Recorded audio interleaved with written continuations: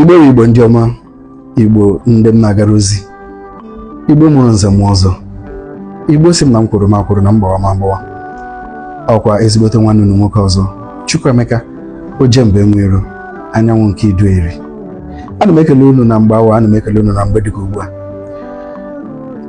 Ugbu a wụ oge ahụ n'ala Igbo niile a na-eji enwe aṅụrị, a na-eji enwe nchịkọ, a na-eji enwe udo na ọganihu.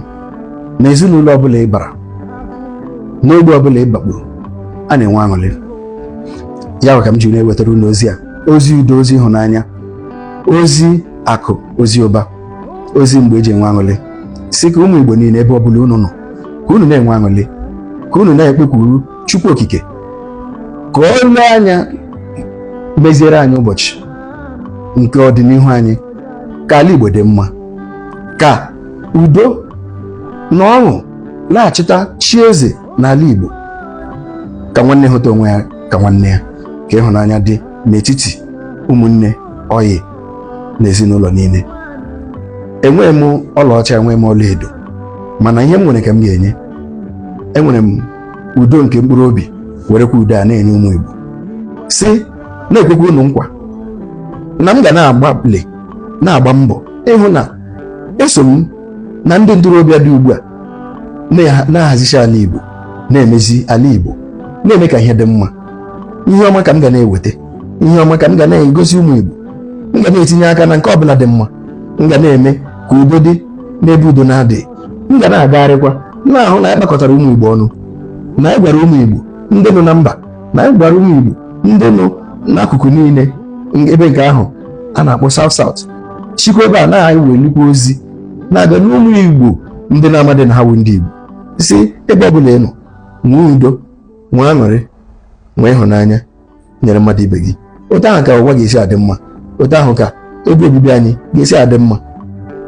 Eluigwe dị, mana anyị ga-ebu ụzọ hazie elu ụwa nke Chukwu nyere anyị. Ọ bụ otu ahụ ka onye Igbo si akpa agwa, ọ bụ otu ahụ ka onye Igbo si eche echiche. Ma na-ekelekwe ndị niile ndị na-enyere anyị aka, ndị na-akwado ihe niile nke anyị na-eme, ndị kwenyetere na ihe anyị na-eme wee na-akwado ya. Ma na-ekele unu, si ọ ga-adịrị unu mma. Ọtụtụ ndị na-aga akpọli aha ha taa, ma na-agwa gị na ọ ga-adịrị gị mma.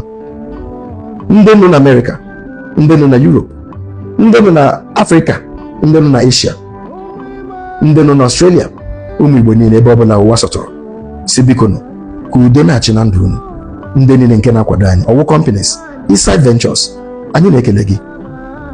Pine Leaf Estate and Properties, anyị na-ekele gị.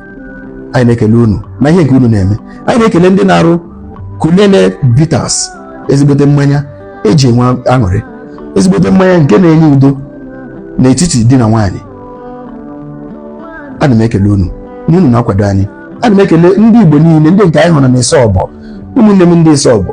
Ana m ekele unu. Unu gbalịrị, unu gbalịrị. Ahụrụ m unu n'anya. Ana m ekelekwa ndị Igbo nke ha na-ahụ n'ụmụ eze ọkọ ha na Benue steeti na Ado Local Gọọmenti. Ana m ekele unu.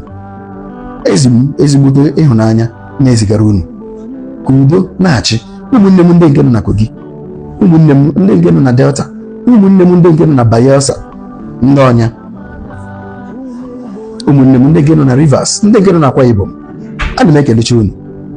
Ka aṅụrị na-achị eze, ka udo na-achị eze n'ebe ọbụla unu nọ. Ana m ekelezi ndị niile ndị nke a na-ahụ na Abia, Enugu, Anambra, Imo na ebe niile na Ebonyi. Ana m ekelecha unu. Ka udo chia, ka udo chia, ka udo chikwasị eze n'ala Igbo. Ọ ga-adịrị anyị na mma. Afọ 2025 ga-ewetara anyị udo ahụ nke anyị na-ele anya ya. Ọ ga-ewetara anyị ọṅụ ahụ. Ka Chukwu mee eziokwu n'ala anyị wụ ala Igbo. Ise, ise, ise.